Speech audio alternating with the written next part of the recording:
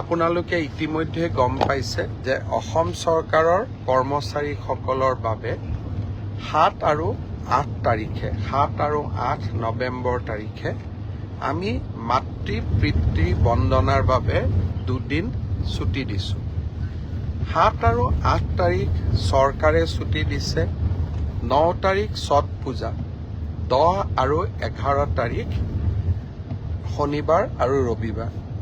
এক কথাত ক'বলৈ গ'লে 7 তাৰিখৰ পৰা 11 তাৰিখ 5টা দিন চৰকাৰী কৰ্মচাৰীসকলে বন্ধ পাব। মাতৃ পিতৃ বন্দনাৰ উদ্দেশ্য হ'ল এই 5 দিন আমি যদি আগতীয়াকৈ পৰিকল্পনা কৰোঁ, মোৰ মা, মোৰ দেউতা, মোৰ শহুৰ, মোৰ শাহু, আমি বিভিন্ন মন্দিৰ, তীৰ্থস্থান বা পৰ্যটনস্থলীলৈ আমি লৈ যাব পাৰোঁ। পিতৃ মাতৃয়ে আমাক ডাঙৰ দীঘল কৰে। পিতৃ মাতৃৰ কৃপাতেই আমি জীৱনত সফলতা লাভ কৰোঁ। ব্যস্ত জীৱনৰ মাজত কেতিয়াবা পিতৃ মাতৃক আমি সময় দিব নোৱাৰোঁ।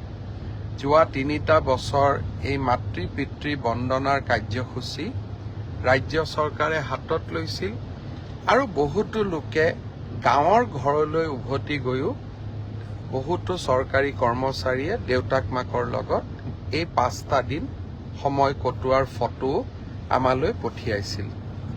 বহুতে মোক প্ৰশ্ন কৰে যে ব্যক্তিগত কোম্পানীত কাম কৰা সকলেই সুবিধা কিয় নাপায়।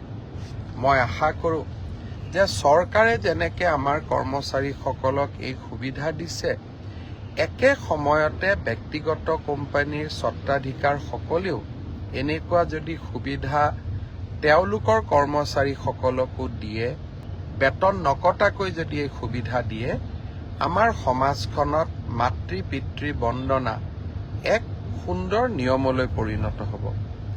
মই আজি সকলোকে আহ্বান জনাম, বিশেষকৈ বেচৰকাৰী কোম্পানী, প্ৰাইভেট কোম্পানীৰ স্বত্বাধিকাৰসকলক পাৰিলে আপোনালোকেও 7 আৰু 8 তাৰিখে কৰ্মচাৰীসকলক ছুটি দিব। মই দাবী কৰিব নোৱাৰোঁ, কিন্তু আপোনালোকক মই বিনম্ৰতাৰ সৈতে অনুৰোধ জনাম।